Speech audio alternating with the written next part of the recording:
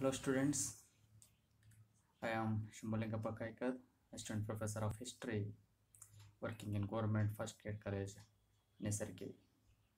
First of all, I would like to welcome you all for this video class. In this video class, I am going to explain you briefly about the topic geographical features of India and its impact on history. Previously, in the previous video class, already I explained about the location of India, the extent of India, frontiers of India, the neighboring countries of India, and administrative divisions of India. All these aspects in the previous I explained. In this video class, I will focus on what are the geographical features of India and its impact on history. I will focus on this aspect. Yes, the objectives of this module are geographical features of India. In the geographical features of India, we will discuss about the Himalayas, Northern Great Plain, Peninsular Plateau, and Western and Eastern Ghats, and we will discuss also about the coastal area and also islands. And next, we will discuss about its impacts on Indian history. Finally, we will discuss about conclusion. Yes. In the geographical features of India, already you know that India has numerous geographical features: mountains, hills, rivers, valleys, forests, coastal area. ಅಂದರೆ ನಿಮಗೆಲ್ಲ ಗೊತ್ತಿರೋ ಹಾಗೆ ಭಾರತ ಬಹಳಷ್ಟು ರೀತಿಯ ಭೌಗೋಳಿಕ ಲಕ್ಷಣಗಳನ್ನು ಹೊಂದಿರೋದನ್ನು ನೋಡ್ಬೋದು. ಅಂದರೆ ಈ ಭೂಮಿಯ ಮೇಲೆ ಏನೇನೆಲ್ಲ ಕಂಡು ಬರ್ತವೆ ಅವನ್ನೆಲ್ಲ ಭೌಗೋಳಿಕ ಲಕ್ಷಣಗಳು ಅಂತ ಹೇಳ್ತಾರೆ.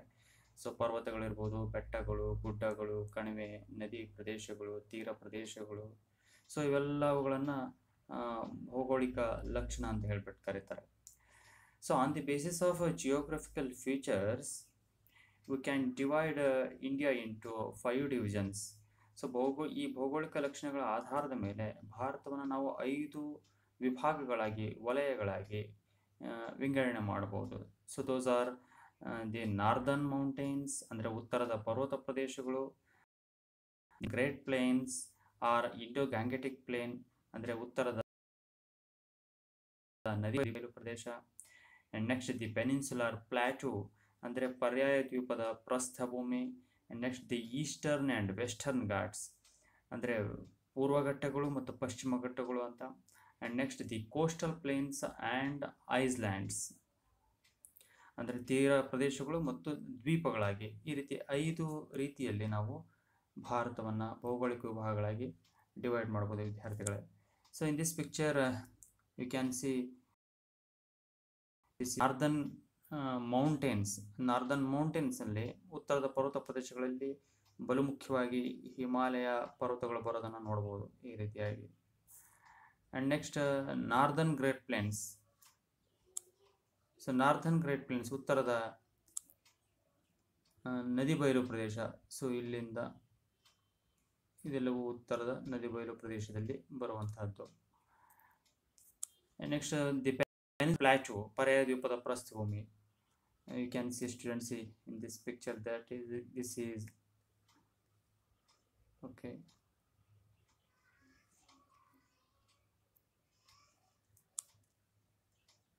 So ಇಲ್ಲಿ ಕಾಣ್ತಾ ಇದಲ್ಲ, ಇದೆಲ್ಲ ಪೆನಿನ್ಸುಲರ್ ಪ್ಲಾಟೂ, ಪರ್ಯಾಯ ದ್ವೀಪದ ಪ್ರಸ್ಥಭೂಮಿ. and next eastern and western Ghats. So ಇಲ್ಲಿ ಕಂಡು ಬರುವಂಥದ್ದೆಲ್ಲ ಇದು ವೆಸ್ಟರ್ನ್ ಘಾಟ್ಸು, ಅದೇ ರೀತಿ ಇಲ್ಲಿ ಕಂಡು ಬರುವಂಥದ್ದೆಲ್ಲ eastern Ghats. And next the coastal plains and islands, ತೀರ ಪ್ರದೇಶ.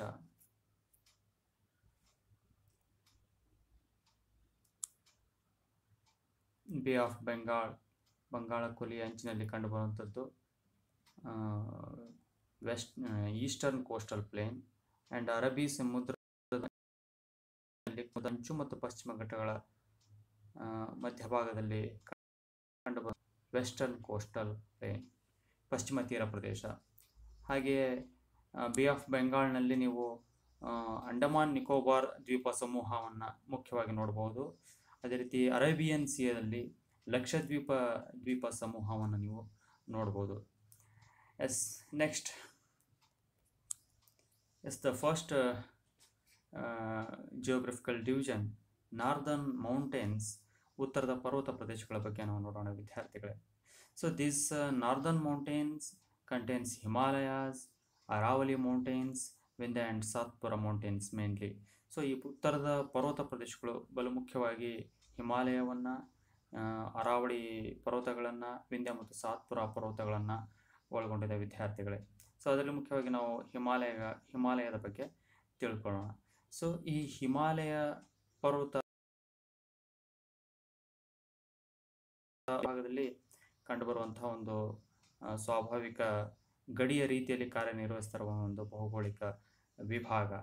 ಸೊ ಈ ಹಿಮಾಲಯ ಪರ್ವತ ಪ್ರದೇಶ ಪಶ್ಚಿಮದಲ್ಲಿ ಅಫ್ಘಾನಿಸ್ತಾನದಿಂದ ಪೂರ್ವದಲ್ಲಿ ಅಸ್ಸಾಂವರೆಗೆ ಸುಮಾರು 2500 ಕಿಲೋಮೀಟರ್ ಉದ್ದಳತೆಯಲ್ಲಿ, ಅದೇ ರೀತಿ ವಿಡ್ತಲ್ಲಿ ನಾವು ನೋಡೋದಾದರೆ 240ರಿಂದ 320 ಕಿಲೋಮೀಟರ್ ಒಂದು ರೇಂಜ್ನಲ್ಲಿ ಹರಡಿರುವಂತಹ ಒಂದು ಪ್ರದೇಶ. ಸುಮಾರು 5 ಲಕ್ಷ ಚದುರ ಕಿಲೋಮೀಟರ್ ವ್ಯಾಪ್ತಿಯನ್ನು ಈ ಹಿಮಾಲಯ ಪರ್ವತ ಪ್ರದೇಶ ಭೂ ವಿಸ್ತಾರವನ್ನು ಒಳಗೊಂಡಿದೆ ವಿದ್ಯಾರ್ಥಿಗಳೇ. ಸೊ ಈ ಹಿಮಾಲಯ ಪರ್ವತ ಪ್ರದೇಶ 3 ಘಟ್ಟಗಳಿಂದ ಕೂಡಿರುವಂತಹ ಒಂದು ಪ್ರದೇಶ. ಆ 3 ಘಟ್ಟಗಳು ಯಾವ್ಯಾವು? ಮೊದಲನೇದಾಗಿ ಶಿವಾಲಿಕ್ ಅಂತ ಬರುತ್ತೆ. ಸೊ ಮೊದಲ ಒಂದು ಸ್ಟೆಪ್ಪು ಶಿವಾಲಿಕ್ ಕೆಳಗಡೆ ಬರುವಂಥದ್ದು. ಅದರ next lesser Himalayas. So lesser Himalayas also called as Himachal. So lesser Himalayas Himachal ಅನ್ನೋ ಒಂದು ಹೆಸರಿನಿಂದಲೂ ಸಹಿತ ಕರೆಯಲ್ಪಡುತ್ತೆ. So next greater Himalayas. So ಇದು greater Himalayas also called as Himadri ಅಂತಲೂ ಸಹಿತ ಈ ಗ್ರೇಟರ್ ಹಿಮಾಲಯಾಸ್ ಕರೆಯಲ್ಪಡುತ್ತೆ. ಸೊ ಈ ಗ್ರೇಟರ್ ಹಿಮಾಲಯ ಪ್ರಪಂಚದಲ್ಲಿ ಎತ್ತರವಾದ ಪರ್ವತಗಳನ್ನು ಒಳಗೊಂಡಿದೆ. ಸೊ ಅಂಥವುಗಳಲ್ಲಿ mount Everest, K2, Kanchenjunga, Nanda, Dhaulagiri, ಈ ರೀತಿ ಅನೇಕ ಎತ್ತರವಾದ ಪರ್ವತ ಪ್ರದೇಶಗಳನ್ನು ಸಹಿತ ಈ 3ನೇ ಪರ್ವತ ಶ್ರೇಣಿಯಾದಂತಹ ಹಿಮಾದ್ರಿ ಅಥವಾ ಗ್ರೇಟರ್ ಹಿಮಾಲಯಾಸ್ ಒಳಗೊಂಡಿದೆ. ಸೊ ಈ 3 ಪರ್ವತ ಶ್ರೇಣಿಗಳ ನಡುವೆ ಅಂದರೆ ಶಿವಾಲಿಕ್, ಹಿಮಾಚಲ ಮತ್ತು ಹಿಮಾದ್ರಿ ಪರ್ವತ ಶ್ರೇಣಿಗಳ ನಡುವೆ ಪ್ರಸ್ಥಭೂಮಿಗಳು ಇದ್ದಾವೆ, ಅದೇ ರೀತಿ ಕಣಿವೆಗಳು ಇದ್ದಾವೆ. ಸೊ ಈ ಕಣಿವೆಗಳಲ್ಲಿ ಫಲವತ್ತಾಗಿರುವಂತಹ ಮತ್ತು ನೈಸರ್ಗಿಕ ತಾಣಗಳಾಗಿ ರೂಪುಗೊಂಡಿರೋದನ್ನು ಸಹಿತ ನಾವು ನೋಡ್ಬೋದು ವಿದ್ಯಾರ್ಥಿಗಳೇ. ಸೊ ಈ ಹಿಮಾಲಯ ಪರ್ವತ ಶ್ರೇಣಿಗಳು ಪೂರ್ವದಲ್ಲಿ ನಾಗಾ, ಜಯಂತಿಯ, ಲೂಷಿಯಾ ಇಂತಹ ಒಂದು ಬೆಟ್ಟಗಳಿಂದ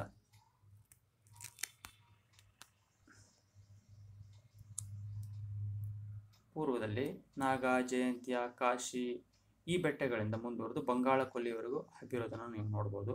ಅದೇ ರೀತಿ ಪಶ್ಚಿಮದಲ್ಲಿ ಹಿಂದೂ ಕುಶ್, ಈ ಭಾಗದಲ್ಲಿ ಹಿಂದೂ ಕುಶ್, ಸಫೇದ್ ಕೋಟ್, ಸುಲೈಮಾನ್ ಕೋಹ್, ಕಿರ್ತಾರ್ ಈ ಬೆಟ್ಟಗಳಿಂದ ಮುಂದುವರೆದಿರೋದನ್ನು ನೋಡ್ಬೋದು ವಿದ್ಯಾರ್ಥಿಗಳೇ. ಸೊ ಹಿಮಾಲಯ ಪರ್ವತ ಪ್ರದೇಶದ ಪೂರ್ವ ಭಾಗದಲ್ಲಿರುವಂತಹ ಬೆಟ್ಟಗಳು ಅತಿ ಎತ್ತರವಾದ ಬೆಟ್ಟಗಳಾಗಿತ್ತು. ಸೊ ಮಾನ್ಸೂನ್ ಮಾರುತಗಳನ್ನು ಆ ಭಾಗದಲ್ಲಿ ಸುರಿಸೋದ್ರಿಂದ ಅತಿ ದಟ್ಟವಾದ ಅರಣ್ಯ ಪ್ರದೇಶ ಹಿಮಾಲಯ ಪರ್ವತ ಪ್ರದೇಶದ ಪೂರ್ವ ಭಾಗದಲ್ಲಿರೋದನ್ನು ನೋಡ್ಬೋದು. ಆದರೆ ಪಶ್ಚಿಮ ಭಾಗದಲ್ಲಿರುವಂತಹ ಬೆಟ್ಟಗಳು, ಹಿಮಾಲಯ ಪರ್ವತ ಪ್ರದೇಶದ ಪಶ್ಚಿಮ ಭಾಗದಲ್ಲಿರುವಂತಹ ಬೆಟ್ಟಗಳು ಅಂದರೆ ಹಿಂದೂ ಕುಶ್ ಸಣ್ಣ ಇಲ್ಲ. ಅಷ್ಟೇ ಅಲ್ಲದೆ ದಟ್ಟ ಅರಣ್ಯಗಳಿಂದಲೂ ಸಹಿತ ಈ ಬೆಟ್ಟಗಳು ಕೂಡಿರೋದಿಲ್ಲ. ಆಮೇಲೆ ಅನೇಕ ಕಣಿವೆಗಳನ್ನು ಅಂದರೆ ಈಸಿಯಾಗಿ ಸುಲಭವಾಗಿ ಓಡಾಡಲಿಕ್ಕೆ ಕಾರಣವಾಗಿರುವಂತಹ ಕಣಿವೆ ಪ್ರದೇಶಗಳನ್ನು ಸಹಿತ ಈ ಪಶ್ಚಿಮ ಹಿಮಾಲಯ ಪರ್ವತ ಪ್ರದೇಶದಲ್ಲಿ ಇರೋದನ್ನು ನೋಡ್ಬೋದು. ಸೊ ಅಂಥ ಕಣಿವೆಗಳು ಖೈಬರ್, ಖುರ್ರಮ್, ತೋಚಿ, ಗೊಮಾಲ್ ಈ ರೀತಿಯ ಒಂದು ಕಣಿವೆ ಪ್ರದೇಶಗಳನ್ನು ಈ ಪಶ್ಚಿಮ ಹಿಮಾಲಯ ಪರ್ವತ ಪ್ರದೇಶದಲ್ಲಿ ಈ ಬೆಟ್ಟಗಳು ಹಿಂದೂ ಕುಶ್, ಸಫೇದ್ ಕೋಟ್, ಸುಲೈಮಾನ್ ಕೋಹ, ಕಿರ್ತಾರ್ ಬೆಟ್ಟಗಳು ಒಳಗೊಂಡಿರೋದನ್ನು ನಾವು ನೋಡ್ಬೋದು ವಿದ್ಯಾರ್ಥಿಗಳೇ. ಸೊ ಹಿಮಾಲಯ ಪರ್ವತ ಪ್ರದೇಶಗಳಿಂದ ನಮಗೆ ಏನು ಉಪಯೋಗ ಇದೆ? ಸೊ ಈ ಹಿಮಾಲಯ ಪರ್ವತ ಪ್ರದೇಶ ಹಿಮದಿಂದ ಆವೃತವಾಗಿದೆ ಮೇನ್ಲಿ. ಸೊ ಇಲ್ಲಿ ಹುಟ್ಟುವಂತಹ ಅನೇಕ ನದಿಗಳು ವರ್ಷ ಪೂರ್ತಿ ಹರಿತವೆ. ಹಿಮಾಲಯ ಪರ್ವತ ಪ್ರದೇಶಗಳಲ್ಲಿ ಸಿಂಧೂ, ಗಂಗಾ, ಬ್ರಹ್ಮಪುತ್ರ, ಯಮುನಾ ಮತ್ತು ಅದರ ಉಪನದಿಗಳು ಸಹಿತ ಜನ್ಮ ತಾಳಿದಾವೆ. ಸೊ ಅವು ಬೇಸಿಗೆಯಲ್ಲಿ ಹಿಮದಿಂದ ಆ್ಯಂಡ್ ಮಳೆಗಾಲದಲ್ಲಿ ಮಳೆ ನೀರಿನಿಂದ ವರ್ಷ ಪೂರ್ತಿ ತುಂಬಿ ಹರಿಯೋದ್ರಿಂದ ಸೊ ಈ ನದಿಗಳು ತಮ್ಮ ಜೊತೆಗೆ ಮೆಕ್ಕಲು ಮಣ್ಣನ್ನು ಸಹಿತ ತೆಗೆದುಕೊಂಡು ಹೋಗಿ ಫಲವತ್ತಾದ ಭೂಮಿಯನ್ನು ಕ್ರಿಯೇಟ್ ಮಾಡಿರೋದನ್ನು ಸಹಿತ ನಾವು ನೋಡ್ಬೋದು ವಿದ್ಯಾರ್ಥಿಗಳು. ಇನ್ನು ಹಿಮಾಲಯ ಪರ್ವತ ಪ್ರದೇಶ ದಟ್ಟವಾದ ಅರಣ್ಯ ಸಂಪತ್ತಿನಿಂದ ಕೂಡಿದ್ದು ನೈಸರ್ಗಿಕ ಗಿಡಮೂಲಿಕೆಗಳಿಂದ ಸಹಿತ ಕೂಡಿರೋದನ್ನು ನಾವು ನೋಡ್ಬೋದು ವಿದ್ಯಾರ್ಥಿಗಳೇ. ಸೊ ಇನ್ನು ಈ ಹಿಮಾಲಯ ಪರ್ವತ ಪ್ರದೇಶ ಸ್ವಾಭಾವಿಕ ಗಡಿಯ ರೀತಿಯಲ್ಲಿ ಕೆಲಸ ಮಾಡ್ತಾ ಇದೆ ಅಂತ ಹೇಳಿದೆ. ಸೊ ಅನೇಕ ವರ್ಷಗಳ ಕಾಲ ನಮ್ಮ ದೇಶವನ್ನು ರಕ್ಷಣೆ ಮಾಡ್ಕೊಂಬಂದಿದೆ. ಎಲ್ಲಿಯವರೆಗೆ ಅಂದರೆ 1962ರವರೆಗೆ. 1962ರಲ್ಲಿ ಏನಾಯಿತು, ಚೈನಾದವರು ಈ ಇಂತಹ ಒಂದು ದಟ್ಟವಾದ ಹಿಮಾಲಯ ಪರ್ವತ ಪ್ರದೇಶವನ್ನು ದಾಟಿ ನಮ್ಮ ದೇಶದ ಮೇಲೆ ಯುದ್ಧ ಮಾಡೋದ್ರಿಂದ ಈಗ ಯಾವ ಪರಿಸ್ಥಿತಿ ಬಂದರೆ ಪ್ರದೇಶವನ್ನು ನಾವು ಕಾಪಾಡಿಕೊಳ್ಬೇಕಾದಂತಹ ಪರಿಸ್ಥಿತಿ ಒದಗಿದೆ ಸ್ಟೂಡೆಂಟ್ಸ್. ಎಸ್, ಸೊ ಈ ಹಿಮಾಲಯ ಪರ್ವತ ಪ್ರದೇಶ ಇನ್ನು ಮಧ್ಯ ಏಷ್ಯಾದಿಂದ ಬೀಸುವಂತಹ ಈ ಶೀತ ಗಾಳಿಯನ್ನು ಸಹಿತ ತಡೆದ್ಬಿಟ್ಟು ನಮ್ಮ ದೇಶದಲ್ಲಿ ಶೀತ ವಾತಾವರಣ ಮುಂದುವರೆದೇ ಇರುವ ಹಾಗೆ, ಒಂದು ಹಿತಕರ ವಾತಾವರಣ ಇರುವ ಹಾಗೆ ಕಾಪಾಡ್ಕೊಂಡು ಬಂದಿದೆ ವಿದ್ಯಾರ್ಥಿಗಳೇ. ಈ ಹಿಮಾಲಯ ಪರ್ವತ ಪ್ರದೇಶದ ವಾಯುವ್ಯ ಪ್ರದೇಶದಲ್ಲಿ ನಾನು ಆಗಲೇ ಏನು ಹೇಳಿದ್ನಲ್ಲ, ಇದು ಪಶ್ಚಿಮದಲ್ಲಿ ಅಫ್ಘಾನಿಸ್ತಾನದಿಂದ, ಟೋಟಲ್ ಆಗಿ ಹಿಮಾಲಯ ಪರ್ವತ ಪ್ರದೇಶ ಪಶ್ಚಿಮದಲ್ಲಿ ಅಫ್ಘಾನಿಸ್ತಾನದಿಂದ ಪೂರ್ವದಲ್ಲಿ ಅಸ್ಸಾಂವರೆಗೆ ಹಬ್ಬಿದೆ. ಸೊ ಈ ಪಶ್ಚಿಮದಲ್ಲಿ ಆಲ್ರೆಡಿ ನಾನು ಹೇಳ್ದಂಗೆ ಈ ಹಿಂದೂ ಕುಶ್, ಸಫೇದ್ ಕೋಟ್, ಸುಲೈಮಾನ್ ಕೋಹ ಈ ಬೆಟ್ಟಗಳು ಅತಿ ಎತ್ತರನೂ ಇಲ್ಲ, ಆಮೇಲೆ ಸುಲಭವಾಗಿ ಓಡಾಡಲಿಕ್ಕೆ ಅನುಕೂಲಕಾರಿಯಾದಂತಹ ಕಣಿವೆ ಮಾರ್ಗಗಳನ್ನು ಹೊಂದಿದೆ. ಸೊ ಭಾರತದ ಮೇಲೆ ದಾಳಿ ಮಾಡಿದಂತಹ ಅನೇಕ ವಿದೇಶಿ ದಾಳಿಕಾರರಿಗೆ ಇನ್ನು ಇತಿಹಾಸದ ಮೇಲೆ ಐತಿಹಾಸಿಕವಾಗಿ ಹೇಗೆ ಉಪಯುಕ್ತ ಆಗಿದೆ ಅನ್ನೋದ್ರ ಬಗ್ಗೆ ನಾವು ಹೇಳೋದಾದ್ರೆ, ಈ ಭಾರತದ ಮೇಲೆ ದಾಳಿ ಮಾಡಿದಂತಹ ಅನೇಕ ವಿದೇಶಿ ದಾಳಿಕಾರರು ಈ ಭಾಗದಿಂದ ಭಾರತಕ್ಕೆ ಎಂಟ್ರಿ ಕೊಟ್ಟರು. ಸೊ ಅದರಲ್ಲಿ ಆರ್ಯರು, ಪರ್ಷಿಯನ್ನರು, ಮ್ಯಾಸಿಡೋನಿಯನ್ನರು, ಆ್ಯಂಡ್ ನೆಕ್ಸ್ಟ್ ಸಿಥಿಯನ್ನರು, ಶಕರು, ಕುಶಾನರು, ಹೂಣರು, ಮಂಗೋಲಿಯನ್ನರು, ಆ್ಯಂಡ್ ಅಫ್ಘನ್ನರು, ಮೊಘಲರು, ಇವರೆಲ್ಲ ಈ ವಾಯುವ್ಯ ಭಾರತ ಪ್ರದೇಶದಿಂದಲೇ, ಈ ಭಾಗದಿಂದಲೇ ಭಾರತಕ್ಕೆ ಎಂಟ್ರಿ ಕೊಟ್ಟಿರೋದು. ಸೊ ಆ ವಿದೇಶಿ ದಾಳಿಕಾರರಿಗೆ ಒಂದು ಹೆಬ್ಬಾಗಿಲಾಗಿ ಈ ಒಂದು ಪ್ರದೇಶ ಕಾರ್ಯವನ್ನು ನಿರ್ವಹಿಸ್ತವೆ ವಿದ್ಯಾರ್ಥಿಗಳೇ. ಸೊ ಇದಿಷ್ಟು ಹಿಮಾಲಯದ ಪರ್ವತ. ಅರಾವಳಿ ಮೌಂಟೇನ್ಸ್, ಅರಾವಳಿ ಪರ್ವತ ಪ್ರದೇಶದ ಬಗ್ಗೆ ನಾವು ನೋಡೋದಾದರೆ, ಸೊ ಈ ಅರಾವಳಿ ಪರ್ವತ ಪ್ರದೇಶ ಎಲ್ಲಿ ಬರುತ್ತೆ ಅಂದರೆ, ಇದು ಸಹಿತ ವಾಯುವ್ಯ ಭಾರತದ ಪ್ರದೇಶದಲ್ಲಿ ಈ ಭಾಗದಲ್ಲಿ. ಸೊ ಈ ಭಾಗದಲ್ಲಿ ಈ ಅರಾವಳಿ ಪರ್ವತ ಪ್ರದೇಶ ಉತ್ತರ ದಕ್ಷಿಣವಾಗಿ ಹಬ್ಬಿಕೊಂಡಿರೋದ್ರಿಂದ ಸೊ ಈ ಅರಾವಳಿ ಪರ್ವತ ಪ್ರದೇಶ ಯಾವುದೇ ಮಳೆಯ ಮಾರುತಗಳನ್ನು ತಡಿಲಿಕ್ಕೆ ಸಾಧ್ಯವಾಗ್ತಾ ಇಲ್ಲ. ಸೊ ಹೀಗಾಗಿ ಈ ಅರಾವಳಿ ಪರ್ವತ ಪ್ರದೇಶದ ಪಶ್ಚಿಮ ಭಾಗದಲ್ಲಿ ಮರಳುಗಾಡು ರೂಪುಗೊಳ್ಳಲಿಕ್ಕೆ, ಅದೇ ರೀತಿ ಈ ಅರಾವಳಿ ಪರ್ವತ ಪ್ರದೇಶದ ಪೂರ್ವ ಭಾಗದಲ್ಲಿ ಮಾಳ್ವ ಪ್ರಸ್ಥಭೂಮಿ ರೂಪುಗೊಳ್ಳಲಿಕ್ಕೆ ಈ ಅರಾವಳಿ ಪರ್ವತ ಪ್ರದೇಶ ಕಾರಣೀಭೂತವಾಗಿದೆ ವಿದ್ಯಾರ್ಥಿಗಳೇ. ನೆಕ್ಸ್ಟ್ ವಿಂಧ್ಯ ಮತ್ತು ಸಾತ್ಪುರ ಮೌಂಟೇನ್ಸ್. ಸೊ ವಿಂಧ್ಯ ಮತ್ತು ಸಾತ್ಪುರ ಪರ್ವತ ಪ್ರದೇಶಗಳ ಬಗ್ಗೆ ನಾವು ನೋಡೋದಾದರೆ, ಸೊ ಈ ವಿಂಧ್ಯ ಮತ್ತು ಸಾತ್ಪುರ ಪರ್ವತ ಪ್ರದೇಶಗಳು ಹೆಚ್ಚು ಕಡಿಮೆ ನೋಡಿ ಈ ಭಾಗದಲ್ಲಿ ಸಾತ್ಪುರ ಪರ್ವತ ಪ್ರದೇಶಗಳು ಕಂಡು ಬರ್ತವೆ ವಿದ್ಯಾರ್ಥಿಗಳು. ಈ ಭಾಗದಲ್ಲಿ ಸಾತ್ಪುರ ಪರ್ವತಗಳು ಹೆಚ್ಚು ಕಡಿಮೆ ಭಾರತವನ್ನ ಉತ್ತರ ಭಾರತ ಮತ್ತು ದಕ್ಷಿಣ ಭಾರತ ಅಂತ ಹೇಳಿ ಡಿವೈಡ್ ಮಾಡಿದ್ದಾವೆ. ಸೊ ಈ ವಿಂಧ್ಯ ಮತ್ತು ಸಾತ್ಪುರ ಪರ್ವತಗಳು ಇವು ಅತಿ ಎತ್ತರದ ಬೆಟ್ಟಗಳಿಂದ ಕೂಡಿದ್ದು, ದುರ್ಗಮವಾದ ಅರಣ್ಯಗಳಿಂದ ಕೂಡಿದ್ದು, ಸುಲಭವಾಗಿ ದಕ್ಷಿಣ ಭಾರತಕ್ಕೆ ಎಂಟ್ರಿ ಮಾಡಲಿಕ್ಕೆ, ಪ್ರವೇಶವನ್ನು ಪಡೆಯಲಿಕ್ಕೆ ಸಾಧ್ಯವಾಗದಷ್ಟು ದುರ್ಗಮ ಪರ್ವತ ಪ್ರದೇಶದಿಂದ ಈ ವಿಂಧ್ಯ ಮತ್ತು ಸಾತ್ಪುರ ಪರ್ವತ ಪ್ರದೇಶಗಳು ಕೂಡಿರೋದನ್ನು ನೀವು ನೋಡ್ಬೋದು. ಸಾತ್ it means in Sanskrit 7, pure means mountains ಅಂದರೆ 7 ಪರ್ವತಗಳು, ಸಾತ್ಪುರ ಅಂದರೆ 7 ಪರ್ವತಗಳಿಂದ ಕೂಡಿರೋದು. ಅದೇ ರೀತಿ ವಿಂಧ್ಯ ಮತ್ತು ಸಾತ್ಪುರ ಪರ್ವತಗಳು. ಸೊ ಈ ಸಾತ್ಪುರ ಪರ್ವತಗಳನ್ನು ದಾಟಿ ದಕ್ಷಿಣ ಭಾರತವನ್ನು ವಶಪಡಿಸ್ಕೊಳ್ಳೋದು ಉತ್ತರ ಪ್ರಜೆಗಳಿಗೆ ಬಹಳಷ್ಟು ತ್ರಾಸದಾಯಕವಾಗಿತ್ತು.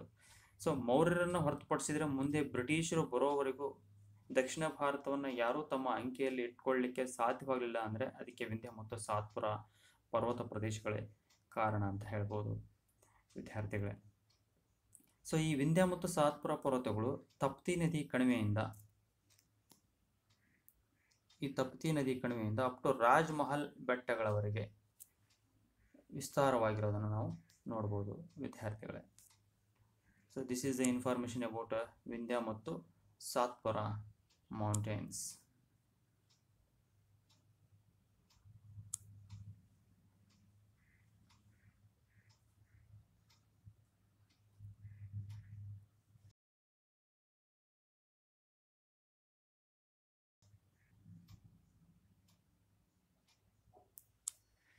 Yes. Next, we will discuss about the northern Great Plains or Indo-Gangetic Plain. So ಉತ್ತರದ ನದಿ ಬಯಲು ಪ್ರದೇಶ ಅಥವಾ ಸಿಂಧು ಗಂಗಾ ನದಿ ಬಯಲು ಪ್ರದೇಶದ ಬಗ್ಗೆ ತಿಳ್ಕೊಳ್ಳೋಣ ವಿದ್ಯಾರ್ಥಿಗಳೇ. So this northern great plain between Himalayas and peninsular plateau. So ಈ ಉತ್ತರದ ನದಿ ಬಯಲು ಪ್ರದೇಶ ಹಿಮಾಲಯ ಮತ್ತು ಪರ್ಯಾಯ ದ್ವೀಪದ ಪ್ರಸ್ಥಭೂಮಿ ನಡುವೆ, ಸೊ ಹಿಮಾಲಯ ಮತ್ತು ಪರ್ಯಾಯ ಪ್ರಸ್ಥಭೂಮಿಯ ನಡುವೆ ಇರೋದನ್ನು ನಾವು ನೋಡ್ಬೋದು ವಿದ್ಯಾರ್ಥಿಗಳೇ. ಸೊ ಅದೇ ಇದು ಈ ಉತ್ತರದ ನದಿ ಬಯಲು ಪ್ರದೇಶ ಪಶ್ಚಿಮದಲ್ಲಿ ಸುಲೈಮಾನ್ ಬೆಟ್ಟಗಳಿಂದ, ಹೆಚ್ಚು ಕಡಿಮೆ ಸುಲೈಮಾನ್ ಬೆಟ್ಟಗಳಿಂದ ಅಪ್ ಟು ಪೂರ್ವದಲ್ಲಿ ಅಸ್ಸಾಂವರೆಗೆ ಹಬ್ಬಿರೋದನ್ನು ನಾವು ವಿದ್ಯಾರ್ಥಿಗಳೇ. ಉತ್ತರದಲ್ಲಿ ಅಸ್ಸಾಂವರೆಗೆ ಹಬ್ಬಿರೋದನ್ನು ನಾವು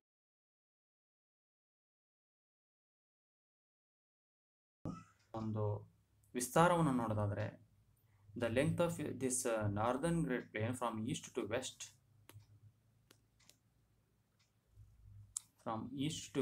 2500 kilometers, and width of this northern great plain north to south 240 to 340 kilometers. ಅಂದರೆ ಕೆಲವೊಂದು ಕಡೆ 240 ಇದ್ರೆ ಕೆಲವೊಂದು 250 260 ಇನ್ನು ಕೆಲವೊಂದು ಕಡೆ 300. ಟೋಟಲಿ ಆಗಿ ಇದರ ವೇರಿಯೇಷನ್ 240 ಇಂದ 340 ಕಿಲೋಮೀಟರ್ವರೆಗೆ ಇರೋದನ್ನು ನಾವು ನೋಡ್ಬೋದು. So total of this area about 7 lakh square kilometers. So ಈ ಉತ್ತರದ ನದಿ ಬಯಲು ಪ್ರದೇಶದ ಒಂದು ವಿಸ್ತಾರ ಎಷ್ಟಿದೆ ಅಂದರೆ 7 ಲಕ್ಷ ಚದರ ಕಿಲೋಮೀಟರ್ ವ್ಯಾಪ್ತಿಯಲ್ಲಿ ಈ ನದಿ ಬಯಲು ಪ್ರದೇಶ ಹರಡಿಕೊಂಡಿರೋದನ್ನು ನೋಡ್ಬೋದು. ಸೊ ಹಿಮಾಲಯದಲ್ಲಿ ಹುಟ್ಟುವಂತಹ ನದಿಗಳು ವರ್ಷ ಪೂರ್ತಿ ಹರಿಯೋದ್ರಿಂದ, ಸೊ ಆ ನದಿಗಳಲ್ಲಿ ಸಿಂಧು, ಗಂಗಾ, ಬ್ರಹ್ಮಪುತ್ರ, ಯಮುನಾ ಈ ನದಿಗಳು ಮತ್ತು ಇವುಗಳ ಉಪನದಿಗಳು ಹಿಮಾಲಯದಲ್ಲಿ ಹುಟ್ಟಿ ಹರಿದು ಬರುವಾಗ ತಮ್ಮ ಜೊತೆ ಮೆಕ್ಕಲು ಮಣ್ಣನ್ನು ತೆಗೆದುಕೊಂಡು ಬಂದು ಈ ಬಯಲು ಪ್ರದೇಶದಲ್ಲಿ ಹರಡಿರೋದ್ರಿಂದ ಈ ಬಯಲು ಪ್ರದೇಶ ಒಂದು ಫರ್ಟೈಲ್ ಲ್ಯಾಂಡ್ ಆಗಿ, ಫಲವತ್ತಾದ ಭೂಮಿಯಾಗಿ ಕನ್ವರ್ಟ್ ಆಗಿದ್ದು ಕೃಷಿಗೆ ಸಾಕಷ್ಟು ಸಹಕಾರಿಯಾಗಿದೆ, ನೀರಾವರಿಗೆ ಸಾಕಷ್ಟು ಸಹಕಾರಿಯಾಗಿರೋದನ್ನು ನಾವು ನೋಡ್ಬೋದು ವಿದ್ಯಾರ್ಥಿಗಳೇ. ಸೊ ಈ ನದಿ ಬಯಲು ಪ್ರದೇಶ ಫಲವತ್ತಾಗಿರೋದ್ರಿಂದ ಇಲ್ಲಿ ಒಂದು ಸಂಪತ್ತಿನ ಅಭಿವೃದ್ಧಿ ಆಗಲಿಕ್ಕೆ ಕಾರಣೀಭೂತವಾಯಿತು. ಅದೇ ರೀತಿ ಅನೇಕ ನಾಗರಿಕತೆಗಳು ಬೆಳೆದು ಬರಲಿಕ್ಕೆ ಈ ಒಂದು ನದಿ ಬಯಲು ಪ್ರದೇಶ ಕಾರಣೀಭೂತವಾಯಿತು. ಆಲ್ರೆಡಿ ನಿಮ್ಗೆ ಗೊತ್ತಿದೆ ಸಿಂಧೂ ನಾಗರಿಕತೆ, ಸಿಂಧೂ ನದಿ ಮತ್ತು ಅದರ ಉಪನದಿಗಳ ಭಾಗದಲ್ಲಿ ಸಿಂಧೂ ನಾಗರಿಕತೆ ಬೆಳೆದು ಬಂತು. ಅದಕ್ಕೆ ಈ ಒಂದು ಉತ್ತರದ ನದಿ ಬಯಲು ಪ್ರದೇಶನೇ ಕಾರಣೀಭೂತ. ಅದೇ ರೀತಿ ಆರ್ಯ ನಾಗರಿಕತೆ ಬೆಳೆದು ಬರಲಿಕ್ಕೂ ಸಹಿತ ದಿಸ್ ನಾರ್ದರ್ನ್ ಗ್ರೇಟ್ ಪ್ಲೇನ್ ಕಾರಣೀಭೂತ ಆಗಿರೋದನ್ನು ನೋಡ್ಬೋದು. ಅದೇ ರೀತಿ ಅನೇಕ ಸಾಮ್ರಾಜ್ಯ ಬೆಳೆದು ಅಳಿದು ಹೋಗಿರೋದನ್ನು ಸಹಿತ ನೋಡ್ಬೋದು. ಅಂತಹ ಸಾಮ್ರಾಜ್ಯಗಳಲ್ಲಿ ಮೌರ್ಯ ಸಾಮ್ರಾಜ್ಯ, ಗುಪ್ತ ಸಾಮ್ರಾಜ್ಯ, ಹರ್ಷವರ್ಧನನ ಸಾಮ್ರಾಜ್ಯ, ಆ್ಯಂಡ್ ನೆಕ್ಸ್ಟ್ ದೆಹಲಿ ಸುಲ್ತಾನರು, ಅದೇ ರೀತಿ ದೆಹಲಿ ಸುಲ್ತಾನರು, ಅದೇ ರೀತಿ ಮೊಘಲರು, ಈ ಎಲ್ಲ ಸಾಮ್ರಾಜ್ಯಗಳು ಹುಟ್ಟಿ ಬೆಳೆದು ಅಳಿಲಿಕ್ಕೆ ಈ ಒಂದು ನದಿ ಬಯಲು ಪ್ರದೇಶ ಕಾರಣೀಭೂತವಾಗಿದೆ. ಸೊ ಇಲ್ಲಿನ ಒಂದು ಸಂಪತ್ತಿನಿಂದಾಗಿ ಅನೇಕ ವಿದೇಶಿ ದಾಳಿಕಾರರು ಸಹಿತ ಭಾರತದ ಮೇಲೆ ದಾಳಿ ಮಾಡಲಿಕ್ಕೂ ಸಹಿತ ಈ ನದಿ ಬಯಲು ಪ್ರದೇಶ ಕಾರಣೀಭೂತವಾಗಿರೋದನ್ನು ಸಹಿತ ನಾವು ನೋಡ್ಬೋದು ವಿದ್ಯಾರ್ಥಿಗಳೇ.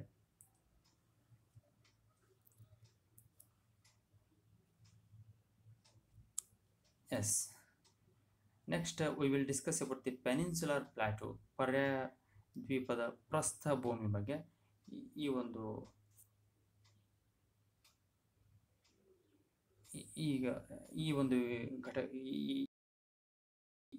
Peninsula Plateau.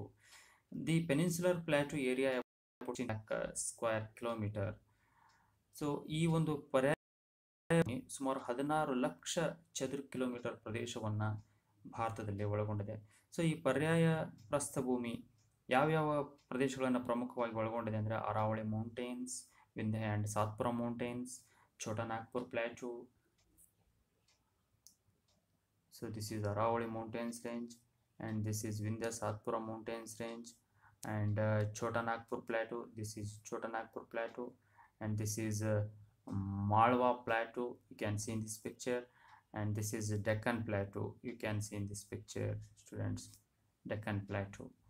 So ಇಷ್ಟು ಭೌಗೋಳಿಕ ಲಕ್ಷಣಗಳನ್ನು ಈ ಪರ್ಯಾಯ ಪ್ರಸ್ಥಭೂಮಿ ಒಳಗೊಂಡಿರೋದನ್ನು ನೋಡ್ಬೋದು. ಅರಾವಳಿ ಪರ್ವತ ಪ್ರದೇಶಗಳು ಒಂದು ಕಡೆ ಆದರೆ ವಿಂಧ್ಯ ಸಾತ್ಪುರ ಒಂದು ಕಡೆ, ಮಾಳ್ವಾ ಪ್ರಸ್ಥಭೂಮಿ, ಛೋಟಾ ನಾಗ್ಪುರ್ ಆ್ಯಂಡ್ ಡೆಕ್ಕನ್ ಪ್ಲಾಟೋ ಭೌಗೋಳಿಕ ಲಕ್ಷಣಗಳನ್ನು ಈ ಪೆನಿನ್ಸುಲರ್ ಪ್ಲಾಟೋ ಒಳಗೊಂಡಿರೋದನ್ನು ನಾವು ನೋಡ್ಬೋದು ವಿದ್ಯಾರ್ಥಿಗಳೇ. ಸೊ ಮೇನ್ಲಿ ಆಗಿ already I explained about Aravalli mountains and already I explained about Vindhya Satpura mountains. ಇವುಗಳ ಬಗ್ಗೆ ನಾನು ನಿಮಗೆ ವಿವರಣೆಯನ್ನು ಹೇಳಿದ್ದೀನಿ, Aravalli mountains and Vindhya Satpura mountains ಬಗ್ಗೆ. ಸೊ ಈಗ ಮೇನ್ಲಿ ಆಗಿ ಈ ಪರ್ಯಾಯ ಪ್ರಸ್ಥಭೂಮಿಯಲ್ಲಿ ಡೆಕ್ಕನ್ ಪ್ಲಾಟೋ ಬಗ್ಗೆ ನಾವು ತಿಳ್ಕೊಬೇಕಾಗುತ್ತೆ, ದಕ್ಕನ್ ಪ್ರಸ್ಥಭೂಮಿಯ ಬಗ್ಗೆ. ಸೊ ಈ ದಕ್ಕನ್ ಪ್ರಸ್ಥಭೂಮಿ ವಿಂಧ್ಯ ಮತ್ತು ಸಾತ್ಪುರ ಪ್ರದೇಶದ ಕೆಳಗಡೆ ಅಪ್ ಟು ಕನ್ಯಾಕುಮಾರಿಯವರೆಗೆ, ಮುಖ್ಯ ಭಾಗದ ಒಂದು ತುತ್ತ ತುದಿ ಕನ್ಯಾಕುಮಾರಿಯವರೆಗೆ ಹರಡಿಕೊಂಡಿದೆ ಈ ದಕ್ಕನ್ ಪ್ರಸ್ಥಭೂಮಿ. ಈ ದಕ್ಕನ್ ಪ್ರಸ್ಥಭೂಮಿ ಅನೇಕ ನದಿಗಳು ಈ ದಕ್ಕನ್ ಪ್ರಸ್ಥಭೂಮಿಯಲ್ಲಿ ಹರಿದಿರೋದನ್ನು ಸಹಿತ ನಾವು ನೋಡ್ಬೋದು. ನರ್ಮದಾ, ತಪತಿ, ಕೃಷ್ಣ, ಗೋದಾವರಿ, ಕಾವೇರಿ, ತುಂಗಭದ್ರಾ, ಹೀಗೆ ಅನೇಕ ನದಿಗಳು ಈ ಪರ್ಯಾಯ ಪ್ರಸ್ಥಭೂಮಿಯಲ್ಲಿ, ಈ ದಕ್ಕನ್ ಪ್ರಸ್ಥಭೂಮಿಯಲ್ಲಿ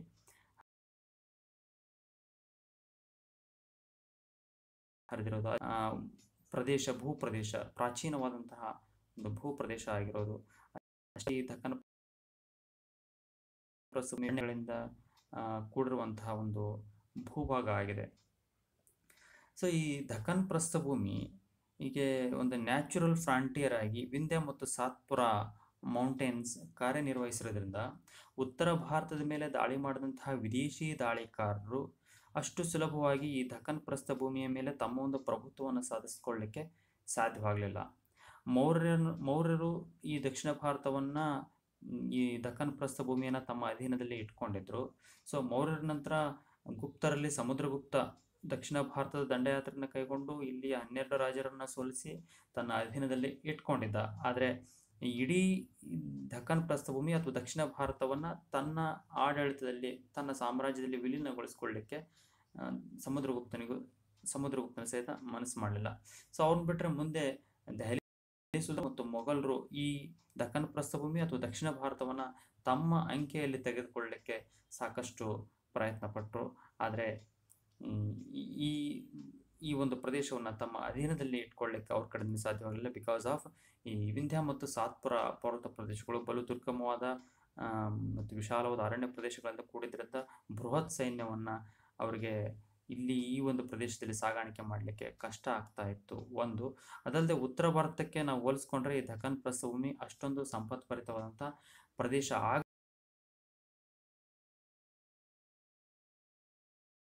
ದಕ್ಕನ್ ಪ್ರಸ್ಥಭೂಮಿಯನ್ನು ತಮ್ಮ ಅಂಕೆಯಲ್ಲಿ ಇಟ್ಕೊಳ್ಳಿಕ್ಕೆ ಮನಸ್ಸು ಮಾಡ್ತಾ ಇರಲಿಲ್ಲ.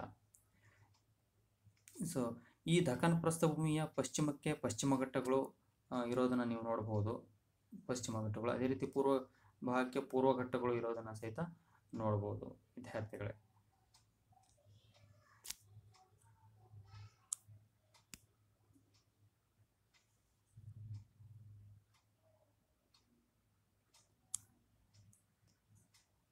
Yes, in next video class I will explain you about the Eastern and Western Ghats, and